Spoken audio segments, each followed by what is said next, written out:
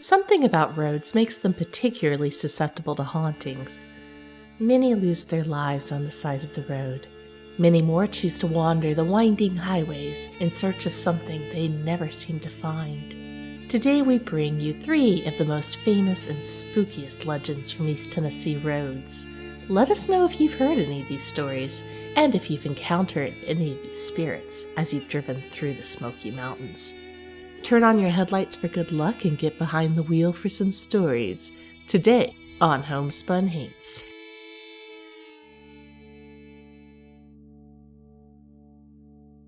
Hello, Haunted Loves. Welcome to Homespun Haints. I'm Becky. Hey, I'm Diana. We're moving into slightly different territory today. We're still going to stay in the Appalachians, but instead of interviewing somebody, we are going to talk about some legends in the Appalachians, and they all have something in common. And Diana, these are all places that, should we choose, we can actually go to on our trip. Get out of town. That's fun. We'll see if you think you're brave enough after I tell you these stories.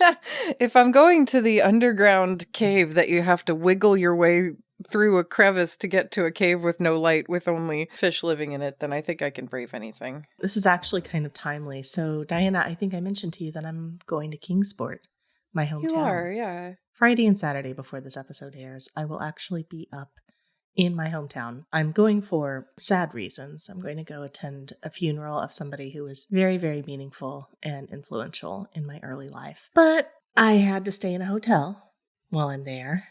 So, of course, I chose a haunted one. And if you have to stay in a hotel, you may as well stay in the room with ghosts. I called this historic inn and I asked for the haunted room. And and because it's Tennessee, they just said, all right, do you want 402 or 499? No, it'd already been rented out, unfortunately. Oh, darn it. Stupid competition for haunted rooms. But the lady said, she's like, that one's the most famously haunted, but the whole hotel's haunted. You'll probably see something. She's like, if you're lucky, you'll see a ghost. This is why I love Tennessee. If you're lucky. Yeah, they don't say that here. But road trips are going to be a little bit of the theme of today's episode. Just nice. Yeah. But Diana, I understand that you had something you wanted to share with me. I don't know how to intro this. Becky. Yes, Diana. I found that you say some pretty strange things, and you claim that you get these phrases from your mountain upbringing. I do. Yes, like you say, dip you a plate instead of serve yourself. Is that not normal to say go dip yourself? No, it's not. Okay. But that's why I wanted to know how much Appalachian slang is for reals and how much is just people blowing smoke up my butt. By people, are you referring to Becky? Yeah, by people, I mean you. You are people. I found some official mountain slang from the Appalachians, actually from the internet. Okay.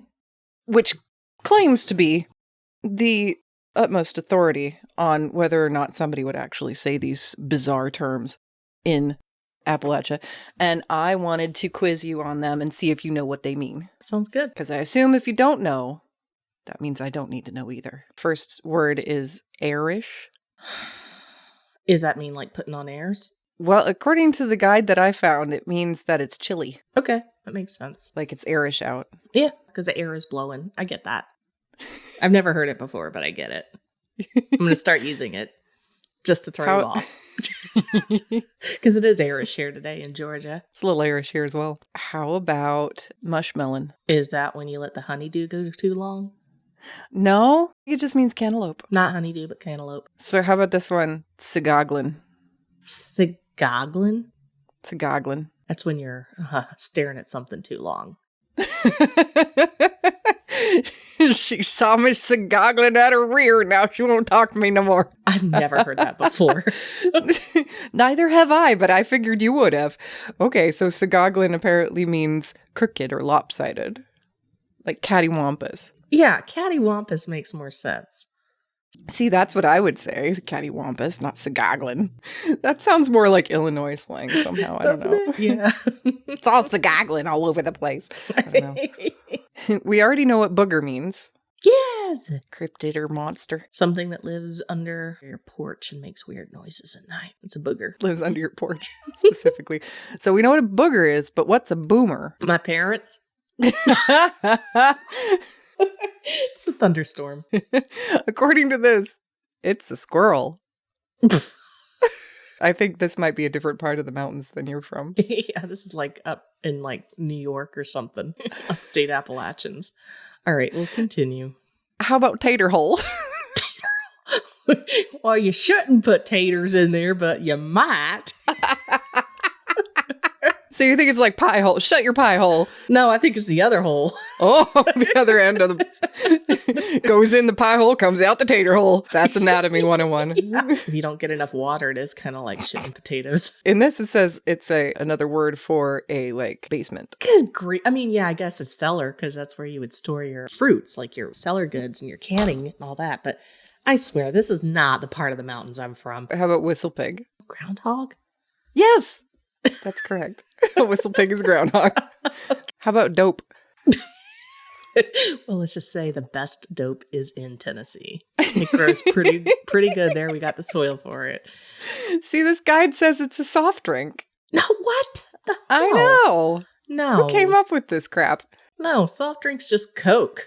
Don't matter what kind. It's just a Coke. All right. Well, I'm switching to a different source because that source is obviously from north of Philly. Psh, not the real Appalachians. Hey, it's still the real Appalachians. It's just a different Appalachian. The Appalachians go for a very long ways. Hey, I thought we were gatekeeping being a hillbilly nowadays. God, so stupid. No.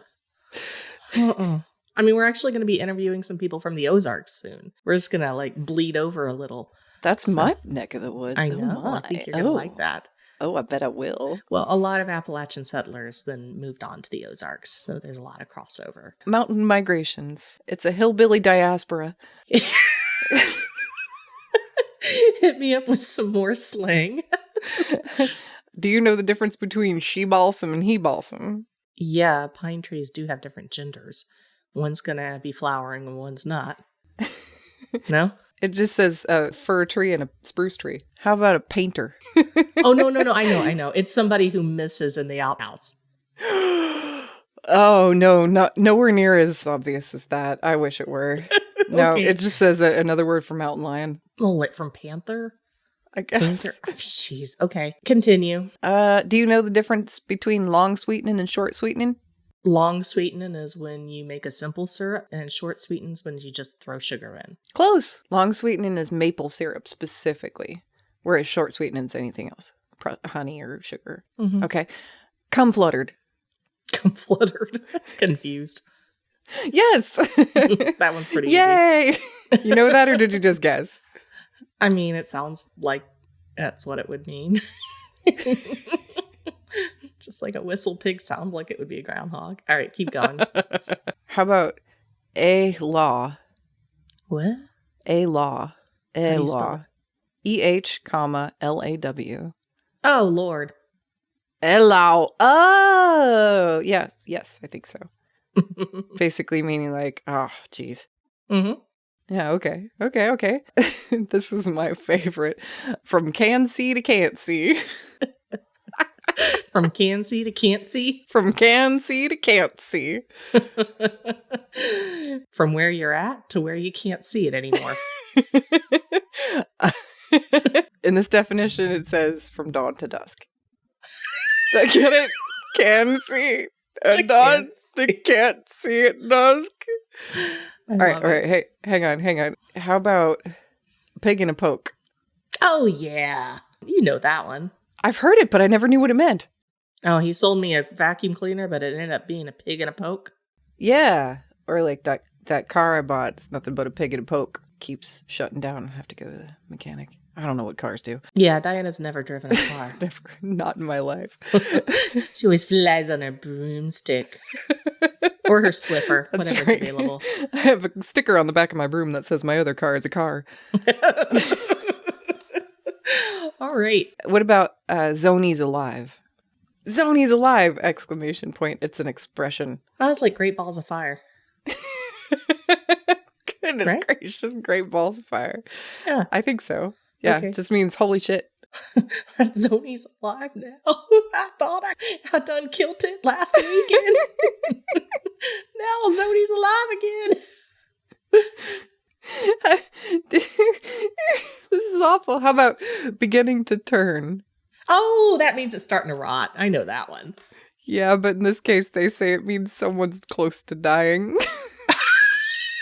Like, Aunt Lydia is beginning to turn. She'll be in the tater hole soon. Okay. It sounds like we all have some brushing up to do before we visit this region. What about a ball hoot? Like a party? Yeah. Is that what it is? So no, it's not. I believe you. You say things so confidently. I'm like, yeah, sure, Becky. That sounds right. It's the former professor in me. I'd always have to act like I knew what I was talking about. Yes, of No, course. what is it? What the hell is it? I don't know. A ball hoot. It's originally a practice from the logging industry, in which case you would roll the logs downhill instead of transporting them on a truck downhill. But in the Smokies today, it means someone's driving recklessly on a hazardous road. He's ball hooting? You can ball hoot down that road. Okay. Mhm. All right, cool. Diana, those were enlightening. It made Yes. me realize I don't think I know as much as I think I do. I think you were too isolated there in Kingsport from the rest of Appalachia. No. I think those words come from a different part of Appalachia. I think so too. I think so. Yeah. These are all Smoky Mountain terms. Where's the Smoky Mountains specifically? The Smoky Mountains are specifically where I grew up. Well, I can't help you then. You just didn't hang out with the right mountain folk. Your folks are from Florida or whatever. To be perfectly geographically clear, I grew up in a little valley between the Smokies and the Blue Ridge. You grew up in a gap, in other words. No, a valley. No. Sorry, I'm trying to use this slang. No. A gap is when the mountains are a little bit lower in a place. I grew up in a valley, not a gap, between two mountain ranges within the Appalachians. Between the Smokies and the Blue Ridge Mountains. And the Blue Ridge are a little bit higher than the Smokies, which is why I like going to the Blue Ridge when I go up there now. Just don't go ball hooting down the road there. Oh, I plan to ball hoot a lot. Especially when you're in the car, Diana. When we go up there. Yeah, I know you're afraid. So if you'd like to follow along with our adventures, please check us out at patreon.com/homespunhaints. And if you're at all interested, you can join our Patreon as a paying member and get all of our episodes plus bonus content ad-free. In other words, you wouldn't hear this. Oh, hi. Hello. It's Dom. And along with my co-host Amy, we are the hosts of Horror House, True Crime, and The Macabre. If, like us, you have a morbid curiosity with true crime, the paranormal, cults, and more, then our show may just satisfy your curiosities. We release episodes on Fridays and bonus episodes every other Wednesday. You can listen to us wherever you find your podcasts, and you can also find us on Instagram at horrorhouse_pod. So, all that's left to say is, until next time, my friends, stay spooky.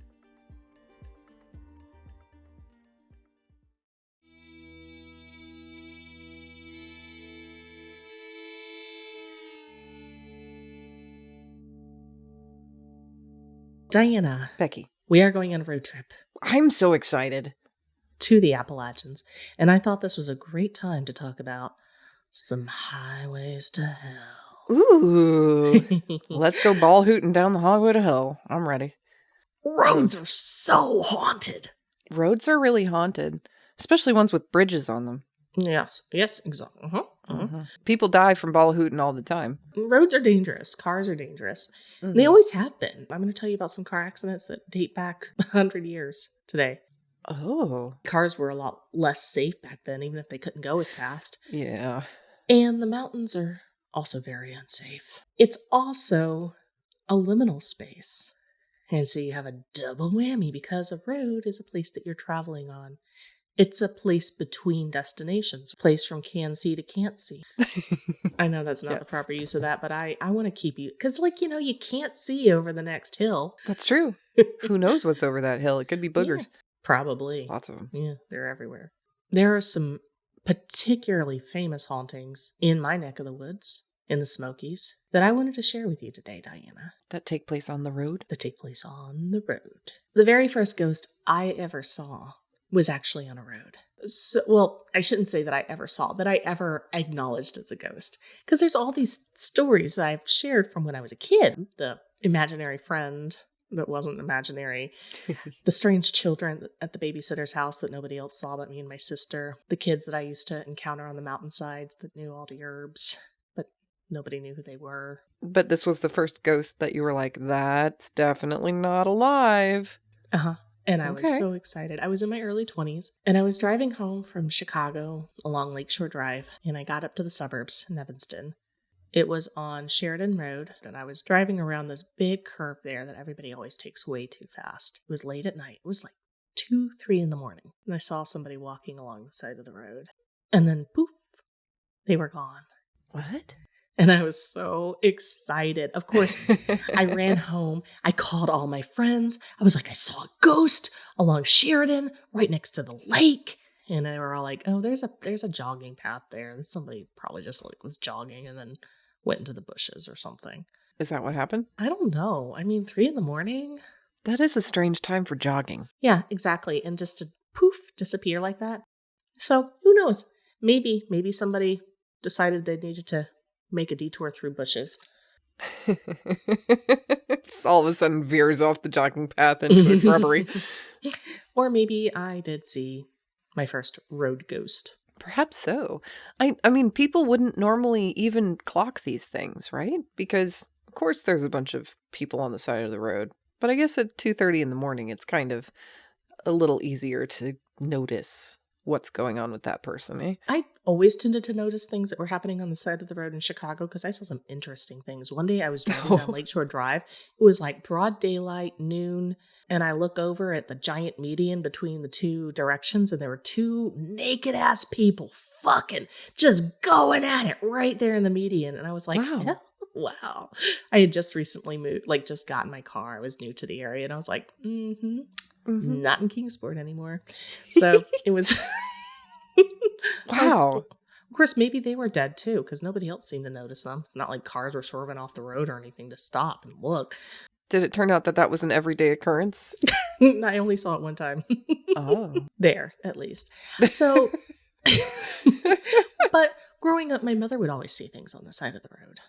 Naked people? No. People in long dresses. People that looked Oh. off. She would point them out to us. She'd be like, look at that person. They look like an old witch. Look at that person. What are they doing there? And we would always look and there'd be nobody there. And it was always at weird spots where a car would be likely to veer off the side of the mountain. Oh. Like there's no trails there. There's just a guardrail and a hillside full of kudzu. And she'd be like, why is somebody standing there? And I'd be like, Mom, nobody's standing there. So your mom could see entities that you and your sister could not. She always has been able to, yeah. All of this is to say, this is not uncommon. We have highway ghosts everywhere. And one very, very popular legend that dates back all the way to the 1600s, actually, is the urban legend of the hitchhiker ghost. Isn't there one of those everywhere? There is. The famous one is in Chicago, Resurrection Mary. She died in a dance hall, and she'll dance all night with you and then disappear out of your car as you drive her home, just as you reach the cemetery gates of Resurrection Cemetery. Well, the Smokies have their own hitchhiker ghost legend. This is in Gatlinburg, which is where Dollywood is. Like I said, we could go there if we want, because we're going to be stopping by Dollywood. This is along a trail known as the Roaring Fork Nature Motor Trail. It's called Roaring Fork because there is a stream there. It's just a little trickle. But whenever there's a heavy rain, it turns into a roaring fork. In fact, they say that you can hear the rapids echoing throughout the mountains for miles and miles around. Nice. So we're getting to ride down it in a raft? No, you can. Oh. I'm not going to do that. I'm not going to go not bootlegging. What was it the word? Ball hooting? Ball hooting. Yeah, ball hooting down the Whitewater Rapids. Down Roaring Fork. The first European settlers that arrived in the area actually made it into a little village. There were several families that came in. They built some log cabins up in and around the area that are still there. You can still see them. Unfortunately, one of the cabins burned to the ground with a young woman inside. Her name was Lucy. Lucy was a beautiful young girl. Next door neighbor had his eye on her. In 1909, the cabin burned to the ground with Lucy inside. She burned to death, which is why many say that she's still there. The legend states that a young man named Foster came through a few years later on horseback. This is 1909 in Tennessee. He's on horseback.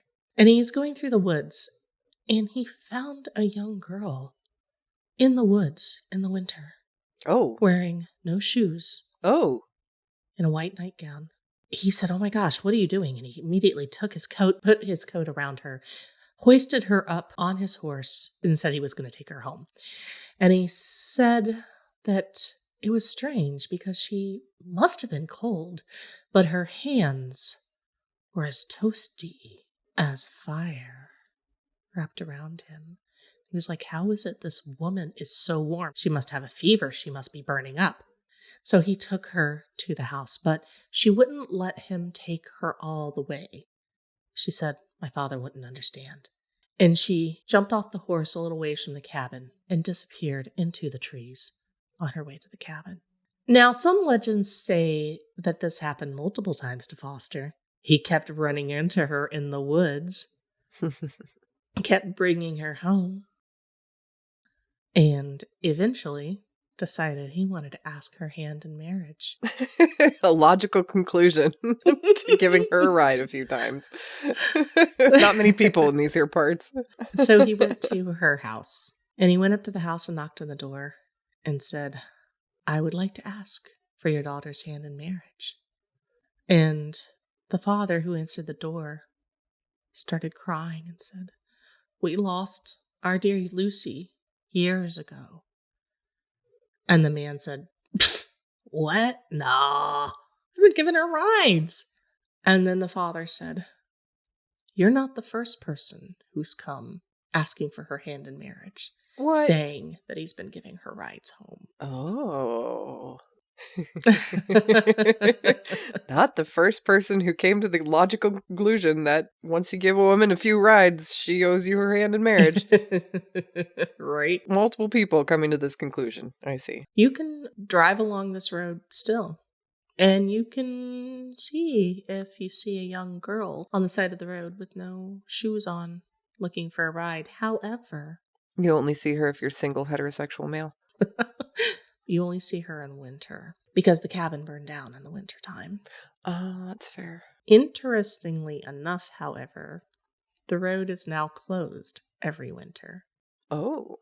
So is it because it becomes too treacherous in the wintertime, or is it because the park wants to make sure that nobody accidentally falls in love with a ghostly hitchhiker? That's great. That's a good story. Well, that's not the only ghostly road in Gatlinburg. Oh. Let's move over a little bit to a town called Briceville, Tennessee, a place for a lot of coal mining. In 1891, on Halloween of 1891, began what is known as the Coal Creek War. You may not have known that we had our own little war here in Tennessee. What happened was there was a mine. The Coal Creek Mining and Manufacturing Company decided they could save some money by firing all of their coal miners. Now, remember, this is your sole source of income, right? You were a miner, your kids became miners, all of that. They got rid of all of the working miners and decided they were going to use forced prison labor instead. It was free. Yeah. They contracted with the Tennessee state prison system to bring in free labor. And of course, as you can imagine, the miners were not too happy about this. There was an uprising. The miners came in, they started burning equipment. They actually released a lot of the prisoners. Set them free. Oh, wow. If you're not in prison, you can't take my job. I like it. And a lot of people died. A lot of people died. I mean, that's why they call it a war. They ended up having to send in soldiers to put it down. Just the coal miners, whatever they would have called a union at the time. Well, they didn't have unions yet. Yeah. But this actually was a big reason why unions formed. Yeah. There was a particular person, his name was Dick Drummond. He had actually been in the Navy, so he was a soldier, and he was working in the mines, and he was part of the revolt. You see, what happened was he killed one of the soldiers that had been coming in to put down the revolt. He was 25 years old. But he may not have been the only one. There's legends and stories that he was singled out for punishment because he was close with a lady. So basically the militia that came in, apparently one of the militiamen liked the same girl that Drummond liked. That's a story that they try to create to explain why what happened to Drummond happened to Drummond. Uh-oh. He was the only one who was so brutally executed because of the revolt. So this militiaman, whoever he may have been, decided he was going to personally hang Drummond from the steel beams of a nearby bridge. That's specific. It definitely sounds like it's something personal. He hung him up there and basically left him to die in the elements. Kind of like a crucifixion, if you will. So rude. Yeah, exactly. This happened without a trial. This happened with, he's just like, oh, we're gonna kill you. So once word got back to the authorities of what happened, they actually ended up arresting 16 soldiers that had been brought in to put down the revolt and tried them for murder. Oh, wow. It was a pretty big deal. I mean, basically, even the local authorities were like, yeah, this was not appropriate to do this. Like, leaving a man hanging from a bridge. Like not hanging from the neck until you die, but like hanging, like strung up there to die. Anyway, as you can imagine, that bridge is very haunted now. In fact, guess what the bridge is called? Hangman's Bridge. No. Darn. It's called Drummond Bridge. Oh, because Dick Drummond. That's a little more polite, I guess. So you will see Dick Drummond on the bridge at night. But there's a legend that in order to see him, you have to go there late at night. You have to be completely quiet. You have to walk across the bridge, and you have to dress like a late 19th century soldier. Oh. So in order to get the full experience. Also highly specific. And Dick will appear to you, maybe to seek revenge. Naked? That's not in the stories I read. Oh, okay. However, those that have been there say that they feel nauseous when they're near the bridge. And it's like everything is dead when you get to it. Even the birds stop singing. Wow. There's something about this bridge. And if you'd really like to, like I said, it's in the Smokies. We can go there if you want. It's about 40 minutes from Gatlinburg. We have to bring costumes with us, apparently. Mm-hmm. Yeah. Dress like 19th century soldiers. You're taller than me, so you have to pose as a soldier. Nobody's going to believe that I'm a soldier as short as I am. What? There's no height limit to soldiers, is there? No, I'm just saying you got to do it. That's all. They're going to think that I'm a whistle pig or something. So you're using me as bait, in other words. I'm using you as bait. Ghost bait. Yeah. Oh my gosh, what are friends for? Okay. All right, Diana, are you ready to hear about one more haunted road? Am I? Don't know. Am I going to have to go pose as a naked soldier and yell for Dick on this bridge as well? You're going to take off your clothes and yell for Dick on a bridge. I thought that's what I was supposed to do, to summon Drummond. No, you don't have to be naked. Oh, I'm getting your stories confused, I think. Yeah, where does the naked come from? You said you saw people naked fucking in a median. Oh, But that was Chicago, different part of the world. Oh, they might have been alive. We're not sure yet. They sure were going at it like they were alive. I mean, If I'm dead, I want to still be doing that. I'll take my time though if I'm dead. I'm sure they were there.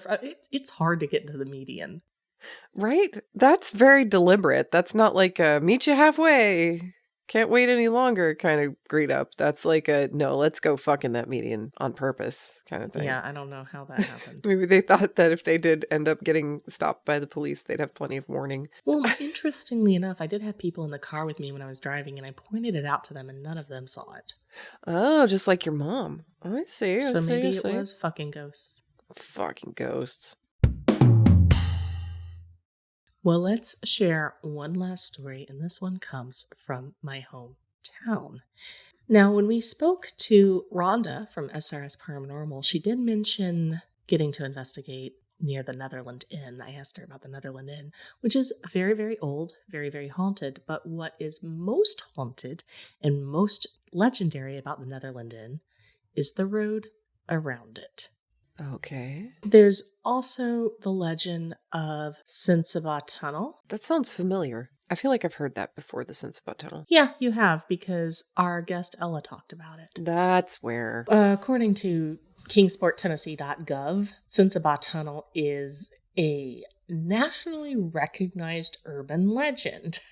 There's such a thing as a national... Is there like a national register for urban legends like there is a historic registry? What? I don't know. That's just what the website says. Anyway. Nationally. Kind of like the Winchester was officially recognized as haunted by the state of California. Right. It is not actually on the Netherland Road. It's on Sensabaugh Hollow Road, but it is not too far from the Netherland Road. It is about 3 miles from the Netherland Road. And all of this is also pretty close to Long Island, which we've talked about as well. There's several legends. Nobody knows exactly what happened, or if any of this actually happened. It was named after Edward Sensabaugh. He was the one who owned the land, and apparently he's also the reason it's called that. And if you switch off your car engine in the middle of the tunnel, you won't be able to turn your car back on, so don't turn it off in the tunnel. Oh yeah, that sounds dangerous. You'll hear a baby crying, and you'll hear Edward's footsteps. Edward Sensabaugh died in the 50s, but up until then, he was upset that people were starting to use the tunnel as a place to do graffiti. And if you see it now, it's just covered in graffiti. What he would do is he got really upset that people were like just defacing his tunnel because it was on his property. So he would like hide at one end of the tunnel. And when he heard people, teens, always those good for nothing teens coming out with their spray paint, he would go, and his eerie shriek would echo through the tunnel and scare the kids away. Cool. And so he created this legend of the tunnel being haunted so people would stop vandalizing it. But Clever. even after his death, he's still doing that. Uh-oh. Manifestation. That's how you do it, Edward. He manifested his own haunted tunnel. Good job. What I'm going to talk to you about, though, is the story that I heard as a kid of Netherland Road. Okay. It has to do with a car accident. There's a really, really heavy fog that likes to settle on Netherland Road. In fact, I think every time I've been on this road, it's been enveloped in a thick cloud. And it just has to do with its location being right by the river. And it's in the mountains, but it's, like I said, it's in a valley. So fog will settle right there on that road. And like I said, it's also not too far from Long Island, which is cursed. And penis-shaped. Aren't all islands. Back in 1922, there were 5 boys driving along the road. They crashed the car. Not all of them made it. But one of the boys that did was a son of a man named Hugh Hamblen. I guess the hospital was really close to the road where they crashed because he had parked his car on the road to go visit his son in the hospital. When he got to the hospital, he was overjoyed that his son was okay and he was going to make it. So Hugh left the hospital and started to cross the road to go back to his car. It's late at night. He's tired. He crosses Netherland Road to get back to his old Model T. And the fog came back and settled onto the road. And Hugh saw the headlights coming toward him. And he started waving his arms frantically, hoping the car would see him. But it did not. And Hamblen was killed instantly, hit by the car. Now, some legends say, of course, the car was being driven by a young woman who didn't know how to drive. I think that's just the patriarchy putting its own spin on the legend. Could it have been driven by a young woman who accidentally fell in love with him and went to his parents to ask for his hand in marriage? That's funny. Is that what really happened? Maybe. So this happened 104 years ago. In that 104 years, there have been over 120, maybe more, reports of people who've seen Hugh Hamblen. Specifically, like they've been able to describe what he looks like and everything. Mm-hmm. It's hard to see him because it's always when it's foggy. That's true. You just see hands waving as you drive. They see a man in a fedora, a trench coat, and a scarf. So he's not the Hat Man. He's got a scarf on. The Hat Man never has a scarf? No, he's not that fashionable. Not that classy. I see. And Hugh is there frantically waving. God, that's got to be scary to come upon as you're ball hooting down the foggy road. You see some arms suddenly waving at you, and then you see a fedora fly up in the air, and then poof, nothing. Scary. Yes, he just disappears as you get close to him. Now, some people also see a wrecked Model T on the side of the road. Oh. And some people will see a perfectly intact Model T on the side of the road. But still, it's Hugh's car. It's Hugh's car, yeah. So that was the legend that I grew up with. Creepy. We'll see if we want to add any of these haunted highways to our trip. Diana. Becky. Which of these most intrigues you? Which one do you want to see? I want to see the tunnel. Tunnels are scary just in and of themselves. I hope you all enjoyed this. I hope you're listening at night. I hope. Hope you're listening from Appalachia, where you can just go outside and wander down this road at night should you choose. You might see somebody with no shoes, no feet, no scarf, no clothes. No hat. I hope that piqued your interest, Diana. It did. Roads are scary. This is a road trip, so what a time to be alive. We're all scared of the roads, and here we go ball hooting up them into the mountains to this very haunted locale. Can't even get there without passing by hauntings on the road.